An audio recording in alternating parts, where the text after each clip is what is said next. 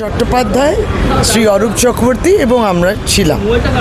আজকে মূলত তারা training of political parties on the conduct of elections এই বিষয় নিয়ে তারা একটা ওয়ার্কশপ করলেন।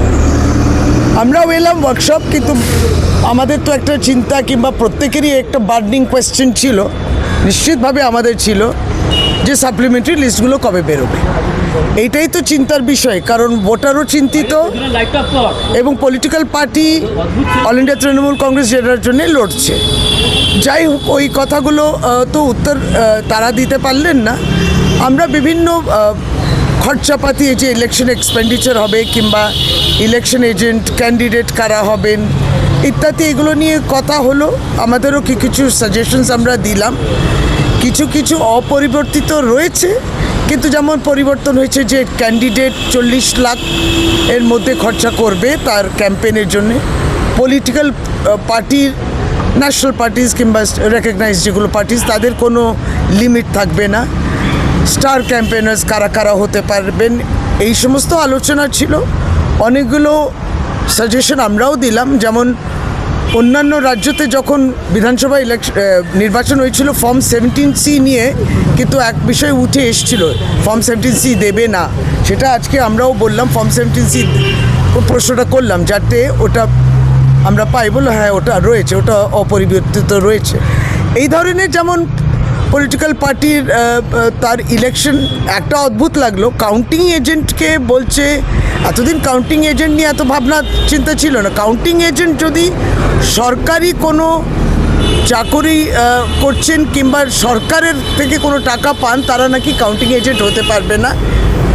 এইটা এবারে আমরা শুনলাম, সেটা একটা বিষয়। আরেকটা হচ্ছে যে ক্যান্ডিডেটের যিনি ইলেকশন এজেন্ট, ও যেমন ওই কনস্টিটুয়েন্সি হতে পারে। ক্যান্ডিডেট যার তার নিজে বাসস্থান যেখানে, সেখানে কনস্টিটুয়েন্সি কিংবা অন্য কনস্টিটুয়েন্সি থেকেও দাঁড়াতে পারে। যারা বুথ লেভেল এজেন্ট আছে, যেমন কিংবা পোলিং এজেন্টস যারা আছে, তারা কিন্তু ওই কনস্টিটুয়েন্সিকে বিলং করতে হবে। এই নানান বিষয়গুলো নিয়ে কথা হলো। অবশ্যই আমরা আবারও বললাম যে লিস্টগুলো তো সমস্ত কবে বেরোবে এটা নিয়ে আমাদের আলোকপাত করার জন্য এটা আমরা চিন্তা প্রকাশ করি। ইভিএম নিয়ে ট্রেনিংয়ে কি হলো, কি বললো আজকে কমিশন? দেখুন, প্রথম কথা হচ্ছে কংগ্রেস পার্টি শুভঙ্কর সরকারের নেতৃত্বে যে গণতন্ত্রকে বাঁচানোর জন্য যে লড়াইটা লড়ছে, সেটা আমরা ট্রেনিংয়ের ভেতরে আজকে বলেছি।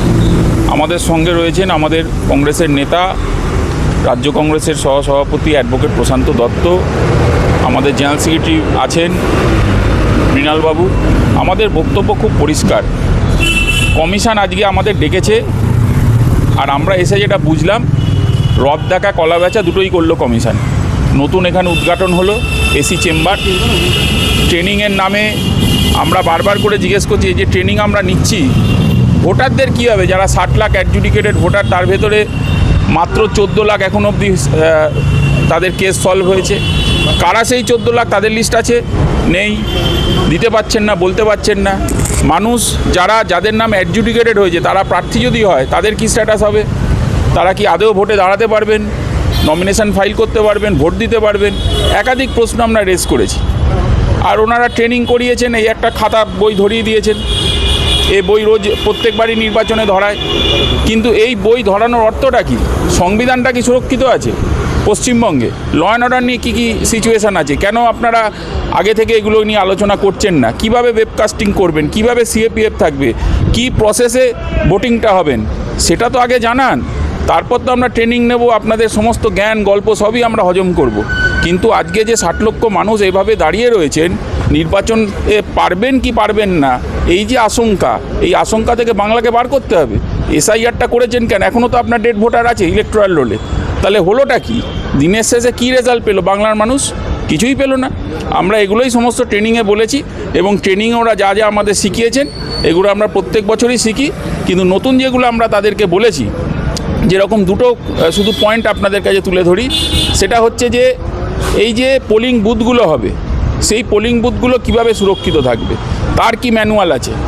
আচ্ছা, দ্বিতীয় কথা, যারা ডিসেবল ভোটার, এই পিডাব্লিউডি লিস্ট এই পিডাব্লিউডি লিস্ট ওনারা কি বলছেন ভালো করে বুঝুন। এই লিস্ট বা এই মার্কিং আমাদের কাছেই আছে, মানে ইলেকশন কমিশনের কাছে আছে, কেন অল পলিটিক্যাল পার্টির কাছে থাকবে না? আমার পাড়ায় কি পিডাব্লিউডি মার্কিং সেটা তো আমারও জানার দরকার আছে, এটা তো সিটিজেনের অধিকার, সেগুলো দিতে পারছেন না। একাধিক প্রশ্ন রয়েছে, আমরা আমাদের বক্তব্য শুনিয়েছি, এর পরের মিটিংয়ে আরও বলবো। ইভিএম হ্যাক নিয়ে প্রত্যেক পাল্টা অভিযোগ ওঠে যে ট্যাম্পারিং হয়েছে, হয়নি, এটা ইভিএম বিকৃত করার চেষ্টা, সেই নিয়ে কি আজকের এই ওয়ার্কশপে, মানে কমিশন তো বলে যে ইভিএম বিকৃত করা যায় না, সেই নিয়ে কি কোনো ডেমো বা কিছু? না, ইভিএম এর ডেমো নয়, সবই তো পিপিটি প্রেজেন্টেশন কিংবা ভার্বালি বলা হচ্ছিল। তাতে অবশ্যই ইইউ আর আমাদের সিইউ যে ইউনিট কন্ট্রোল ইউনিট এবং ব্যালট ইউনিট ইত্যাদি সবটা নিয়ে বলা হয়েছে। যেমন আমরা প্রশ্নও করলাম যে এক একটা অ্যাসেম্বলিতে বুথ টু আপনার কত মেশিন থাকবে, সেটা 20% কি 25% এক্সট্রা রিজার্ভ মেশিন থাকবে, এই কথাগুলো হলো। আমরা যেমন যারা বয়স্ক মানুষ তারা ভোট দিতে সত্যি অক্ষম, আসতে পারবে না, সেটা নিয়েও জিজ্ঞেস করলাম। এখন অবধি এদের গাইডলাইন মোর দেন 85%ই রয়েছে। আরেকটা যারা বিশেষভাবে অক্ষম রয়েছেন মানুষ, যারা ডিসেবিলিটি আছে 40%-এর অ্যাবাভ, নাকি তাদের কাছে ইতিমধ্যে পিডাব্লিউডি কারা আছে, মানে persons with disabilities as voters, ওদের ভোটার লিস্টে নাকি আছে। কিন্তু আমরা জানবো যে সংখ্যা পর্যাপ্ত থাকবে না, কারণ তার চেয়ে বেশি মানুষ আছেন পার্সনস উইথ ডিসেবিলিটিস। এটা নিয়েও আমরা তাদের দৃষ্টি আকর্ষণ করেছি যে তারা কি করে ঠিক করলেন এরা পিডাব্লিউডি, কিন্তু ভোটার লিস্টে আপনি পিডাব্লিউডি বলে বুঝতে পারছেন না, কিন্তু তাদের কাছে ডেটা আছে এরা পিডাব্লিউডি। এদের কাছেই কিন্তু ভোটের দিন তারা পৌঁছবেন মেশিন নিয়ে কিংবা ব্যালট পেপার নিয়ে, সেটা তারা বললেন।